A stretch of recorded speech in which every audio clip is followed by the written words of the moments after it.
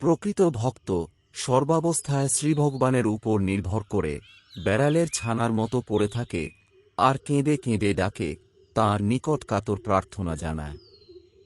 তিনি জানেন তাঁর ভক্তকে কখন দর্শন দিতে হবে। তাঁর শরণাগত হয়ে তাঁর দুয়ারে পড়ে থাকুন আর কায়মনোবাক্যে পূর্ণ ভক্তি, বিশ্বাস ও প্রেমপ্রীতির জন্য প্রার্থনা করুন, তিনি আপনার হৃদয় পূর্ণ করে দেবেন। একটু রোগ করে ভজন সাধনে লাগতে হবে।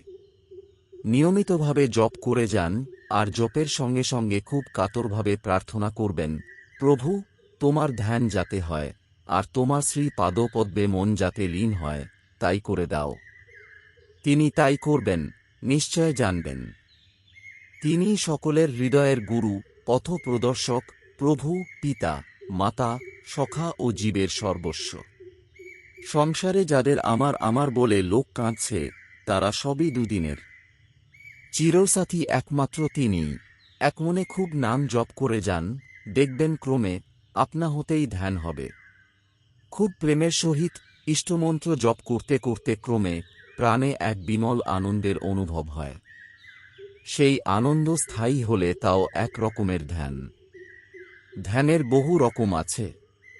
খুব প্রেমের সঙ্গে প্রভুর জ্যোতির্ময় শ্রীমূর্তি হৃদয়ে ধারণ করবেন আর ভাববেন যে তাঁর শ্রীঅঙ্গজ্যোতিতে আপনার হৃদয় কন্দর আলোকিত হয়ে গেছে। এরকম ভাবনা করতে করতে এক অপূর্ব আনন্দে মন প্রাণ ভরে যাবে। ক্রমে ক্রমে মূর্তিরও লয় হয়ে গিয়ে কেবল চৈতন্যময় এক প্রকার আনন্দ অনুভূত হবে, এও এক প্রকারের ধ্যান। আরও কত রকমের ধ্যান আছে, পরে পরে আপনি নিজেই সব উপলব্ধি করবেন। আসল কথা হল আন্তরিকভাবে তাঁকে ডাকা। তাঁকে ডাকতে ডাকতে, কাঁদতে কাঁদতে মনের ময়লা সব ধুয়ে যাবে, মন শুদ্ধ হবে। তখন সেই সংস্কৃত মনি গুরুর কাজ করবে। আপনার কখন কি প্রয়োজন, কিভাবে ধ্যান করতে হবে, তাকে কিভাবে ডাকতে হবে, সেসব ভিতর থেকেই জানতে পারবেন। ঠাকুরের কথায় পড়েছেন তো, তিনি বলতেন, কৃপা বাতাস তো বইছেই, তুই পাল তুলে দে না। এই পাল তুলে দেওয়া মানে আন্তরিক অধ্যবসায় সহকারে সাধনভোজন করা।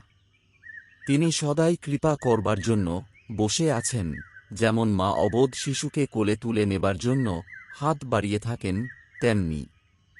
একটু করে দেখুন, তবেই তাঁর কত কৃপা তা অনুভব করতে পারবেন।